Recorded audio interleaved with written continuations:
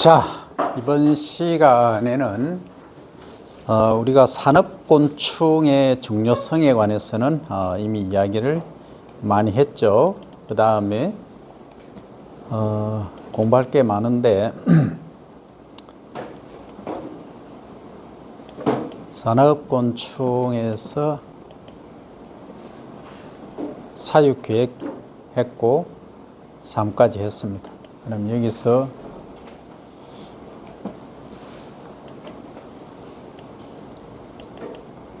자, 이제 우리가 산업곤충을 통해서 소위 이제 돈을 번다. 돈을 번다. 돈을 번다 하니까 좀 그런데 돈 버는 방법은 여러 가지가 있겠죠.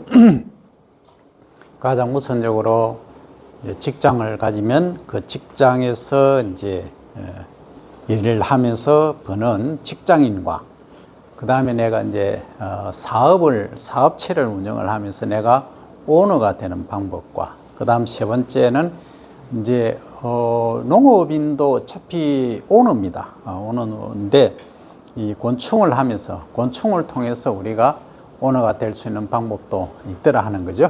그래서 여러 가지 그 방법 중에서 무엇을 택할 것인가 하는 것은 본인 이제 선택의 몫이기 때문에 본인이 결정하는 분야인데 지금은 이 산업곤충을 통해서 과연 돈을 어떻게 벌까 하는데 벌기 전에 사전 이제 준비가 필요하다 하는 이야기입니다.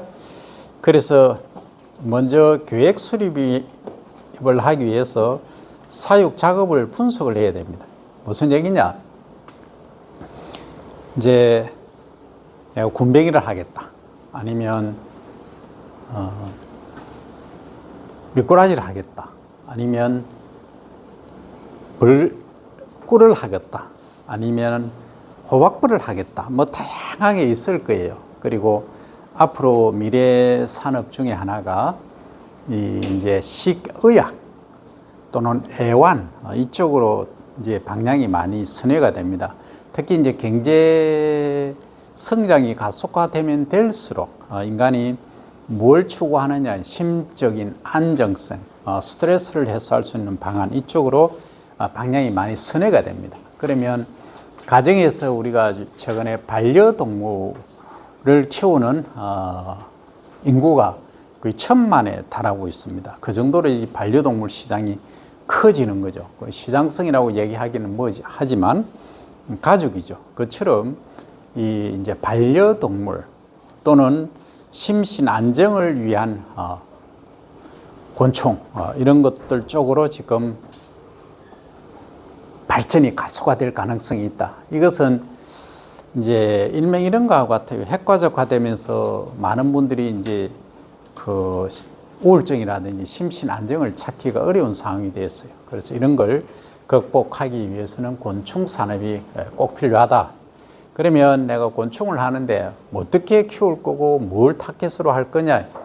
지난번에 저희들이 살펴본 것은 사육에 대한 방법이 있어요. 그러면 사육 이전에 과연 이 소비층이 얼마나 될 것인가가 가장 핵심입니다. 그러면 이제 시장성을 조사를 해야 돼요. 전 세계적으로 내가 요 곤충이 이 군뱅이면 군뱅이가 어느 포션을 차지하고 있는가. 전 세계 80억 인구 중에 군뱅이를 섭취할 인구가 얼마 정도 되느냐. 그러니까 동남아시아, 남아시아, 그리고 사우스 아메리카, 아메리카죠? 이런 쪽에. 그리고 중국, 이런 쪽은 곤충을 지금 식용을 하고 있어요. 하지만 거의 이제 소위 미국이라든지 일부입니다, 일부. 그 유럽에서는 잘 소비를 안 한다. 그러면 그쪽 시장을 뚫기는 어렵다. 그럼 수출이 조금 쉽지 않을 것이다. 그러면 가공식품으로 가야 되겠다. 그러니까 군뱅이를 소재로, 그러니까 드라이해서 건조시켜서 파우더 형태로 만들어서 이제 우리가 판매하는 라면이라든지 라면 서프에 넣는다든지 해서 좀 고급화된 라면을 판매를 하겠다. 또는 그 외에 국수로 하겠다. 국수 면에 넣는 방법도 있죠. 그래서 다양하게 그렇게 이제 진출하면 되는데 이게 개인이 그걸 뚫기가 너무나 어렵습니다. 그래서 어떻게 할 거냐 하는 거죠. 그래서 내가 이제 타깃을 정해야 됩니다. 야, 나는 다른 게 너무 힘들 것 같다. 나는 틈새 시장을 노리겠다. 그래서 내가 할 수 있는 것은 이제 그 쌀국수. 내가 쌀을 하니까 쌀국수가 건강에 좋다 하니까 쌀국수의 군뱅이를 투입하겠다. 그럼 얼마만큼 어떻게 그 하루에 섭취량이 얼마면 효과가 어느 정도고 하는 그런 것들 분석을 하는 거죠. 그래서 해보니까 시장이 지금 라면도 있고 쌀국수, 베트남 쌀국수 많이 나와 있다. 그러면 이게 하고 경쟁이 생긴다. 그러면 차별하러 가야 됩니다. 그러면 위가 안 좋고 또 간이 안 좋고 신장이 안 좋으신 분들을 타겟으로, 그러니까 인스턴트로 급하게, 인스턴트는 아니지만 이제 인스턴트형으로 만드는 방법이 있다. 그게 이제 단백 쌀국수 형태로 만들 수 있다는 거죠. 그러면 이걸 가지고 소비자가 드셨을 때 하루에 얼마만큼 소비를 할 것인가. 그래서 양도 이제 거기에 맞추는 거죠. 그럼 신장병 환자가 있다면 단백질을 많이 섭취하면 안 되니까 요걸 좀 볼륨을 줄이는, 양을 줄이는 방법도 있을 것이다 해서 다양하게 접근합니다. 그래서 내가 시장성을 먼저 파악을 하고 그 이후에 그러면 이게 어떤 방향으로 시도를 하겠는가를 결정을 하게 되죠. 그러면 이제 좋다. 나는 월 1톤을 팔겠다. 매출액은 다음에 책정하고 일단 판매량 면에서 1톤을 하겠다면 그 1톤을 어떻게 생산할 것인가. 그러면 이것을 내가 투입비를 예컨대 이런 거예요. 내가 1억을 투자를 해서 시설을 지을 것인가, 아니면 나는 소규모로 해서 아주 고밀도 사육을 해서 그냥 한 3천만 원만 들여서 투입하고 거기에 이제 좀 경제성이 좋아지면 잘 팔리면 일명 이제 규모를 확대하겠다 등등의 방법으로 이제 추진을 하게 됩니다. 그런데 제일 중요한 것은 사육 기술이죠. 사육 기술 중에 핵심이 그럼 온도를 어떻게 하고, 그 다음 선반을 다단식으로 어떻게 하고, 습도를 어떻게 맞추고, 산소를 어떻게 공급하고 하는 등등의 일련의 모든 과정들이 이 기술입니다. 그리고 만약에 팔리지 않을 경우는 어떻게 할 거냐. 그냥 팔리지도 않는데 계속 생산하면 과잉 농산물 어떻게 됩니까? 나중에는 그냥 뭐 나눠줘도 안 먹어요. 너무 많으면. 그래서 이걸 이제 적절히 관리를 해야 된다. 그래서 과잉 농산물이 생산되지 않게끔 하기 위해서는 월동을 시켜버린다. 잠을 재운다. 잠 재우는 온도는 몇 도다? 그러니까 14도 딱 내려가니까 얘가 잠을 자려고 하더라. 그러니까 10도씩 딱 내려가니까 잔다. 그러니까 먹이 섭취를 안 해요. 그러면 사료값을 절약하죠. 그 다음에 이제 성장 단계가 진척이 안 되다 보니까 우리로서는 이제 필요할 때 또 생산하면 되죠. 사이클 자체가 짧기 때문에 이게 이제 곤충의 장점입니다. 그리고 또 변온 동물이기 때문에 가능하다는 거죠. 군뱅이에 있어서는 그렇다. 통상적으로 우리 이제 곤충은 거의 변온 동물이 많습니다만 아닌 것도 있죠. 거의 이제 변온 동물이기 때문에 이런 장점이 있다. 그러면 나는 초고밀도 아주 좁은 면적에, 그러니까 가로 세로 가로 5m, 세로 10m, 한 50제곱미터죠. 50제곱미터 높이 3m로 해서 초고밀도 사육을 해서 한 달에 내가 1톤을 생산해 내겠다 하면 대단한 거죠. 어쨌든 이런 나는 사육 기술이 있다 하면은 요 기술을 이제 활용을 하는 거죠. 그래서 어떤 기술을 가지고 시도를 하겠느냐 하는 겁니다. 그래서 그러면 이제 두 가지 방법이 있어요. 하나는 매주 사료를 계속 지속적으로 주면서, 또 곤뱅이는 똥이 위로 올라오죠. 똥을 또 치워주고 또 사료를 교체를 해주고 하는 이제 일이 많은 사육법이 있고, 그렇지 않고 한번 딱 투입해서 출하할 때까지 아래에서 시작해서 딱 출하할 때 3년 말기 돼서 이제 똥을 딱 제거해주고 바로 상품으로 가공할 수 있는 그런 이제 방법도 있다는 거죠. 그래서 그 두 가지 중도 있고, 또 그게 이제 다른 그 두 가지를 어떻게 보면 조합한 가운데 한 번쯤 3년 초기 정도에 한 번만 똥을 갈아주는 분변을 제거해주고 사료를 채워주는 방법도 있을 것이다. 그래서 그것은 이제 경영자가 결정할 사항입니다. 그래서 내가 사유 규모가 얼마나 되고 투자할 비용이 얼마나 되는가에 따라서 그것이 달라진다는 겁니다. 그래서 이번 시간에는 이제 온습도를 어떻게 관리할 거냐. 가장 핵심은 온도는 군뱅이 같은 경우에 그렇습니다.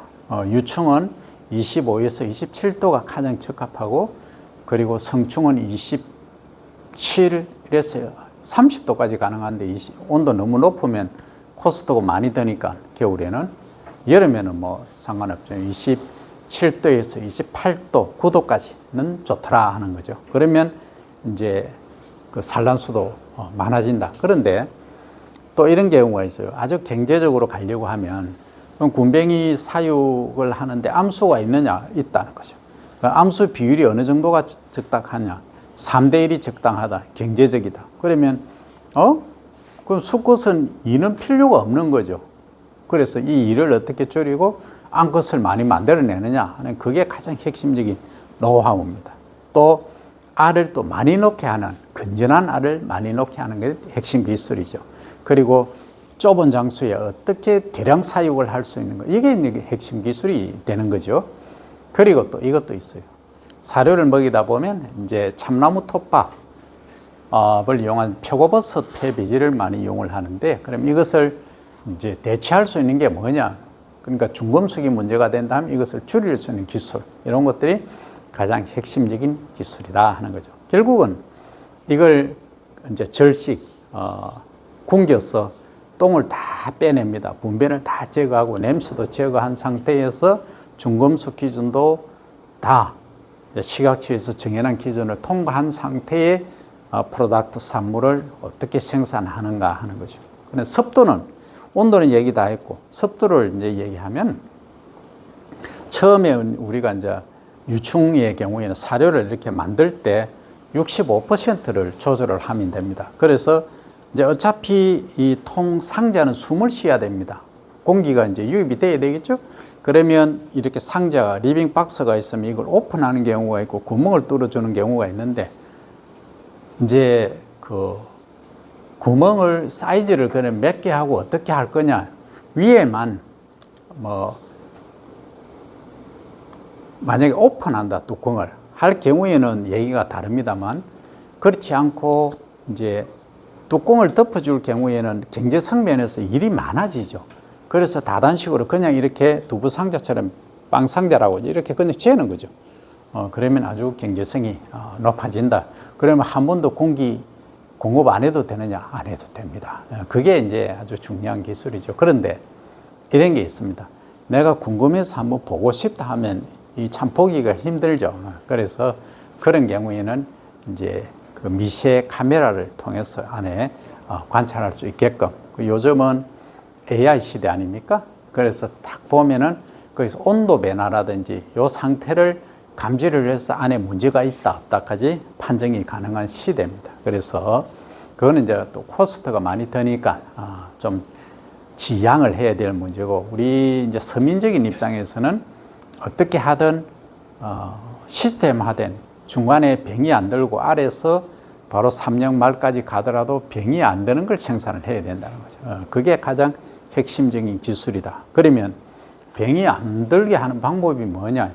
가장 병이 많이 드는 것은 코로나가 이제 발생을 한다면, 왜 어떤 사람은 코로나 균에 감염이 된 것 같은데도 멀쩡하고 어떤 사람은 결결하느냐? 그게 면역력의 차이다. 그러니까 면역이 강한 사람들은 뭐 코로나 아니라 뭐 와도 아주 건강하게 이겨낸다. 어떤 사람은 조금만 춥고 더우면 하는 거죠. 그래서 면역력을 키우기 위해서는 어떻게 해야 된다? 영양을 골고루 섭취하고 오장육부가 튼튼해야 된다는 거죠. 그 무리 안 하고.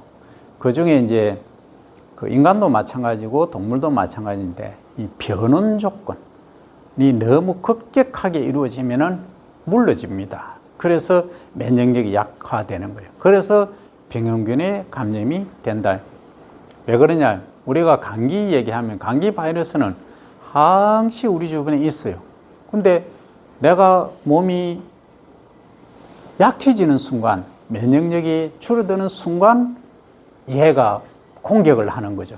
그래서 이런 점들을 본다면 곤충도 마찬가지입니다. 똑같습니다. 그래서 오늘은 이제 기본적으로 기본 상식이죠. 상식을 우리가 알아야 되는데 이제 요게 하나의 프로그램화 되어야 된다는 거죠. 그래서 시스템화 하는 것이 가장 중요하다. 그래서 우리 산업곤충학에서 가장 핵심적으로 이해해야 될 부분은 이 부분이다 하는 겁니다.